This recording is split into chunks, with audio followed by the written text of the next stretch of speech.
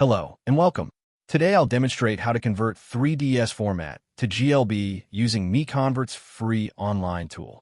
Let's begin. Start by searching 3ds to GLB converter on Google. MiConvert.com should appear as one of the top results. Click to open it. This is the dedicated 3ds to GLB conversion page. The tool supports batch conversion and maintains quality during the process. To begin, click Choose File to open the file browser.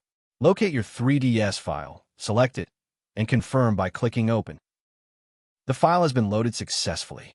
You can verify the file name and size here. When ready, click Convert Now to proceed. The conversion engine is processing your file.